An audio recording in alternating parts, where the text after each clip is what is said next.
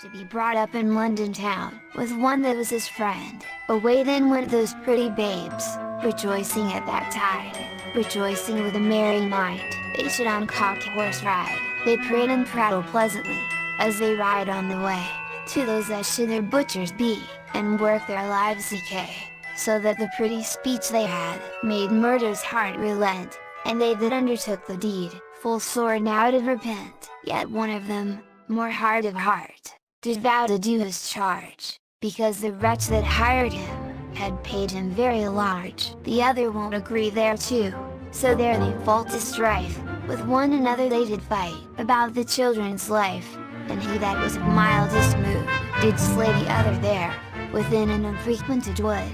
The babes did quake for fear, he took the children by the hand, tears standing in their eye, and bade them straightway follow him, and look they did not cry, and 2 long miles he led them on, while they for food complained. Stay here, quoth he, I'll bring you bread, when I come back again. These pretty babes, with hand in hand, went wandering up and down, but never more could see the man, approaching from the town. Their pretty lips with blackberries, were all besmeared and dyed, and when they saw the darksome night, they sat them down and cried. Thus wandered these poor innocents, till death did end their grief, in one another's arms they died, as wanting due relief.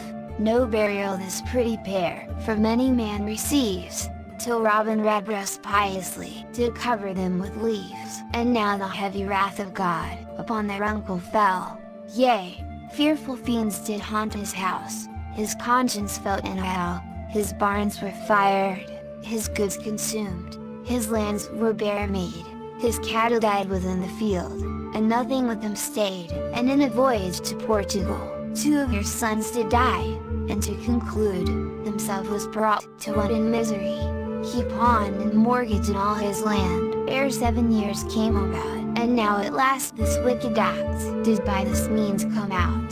The fellow that did take in hand these children for to kill, was for a robbery judged to die. Such was God's blessed will, who did confess the very truth, as here hath been displayed. The uncle having died in jail, where he for debt was laid, ye that executors be made, and overseers eke, of children that be fatherless, and infants mild and meek.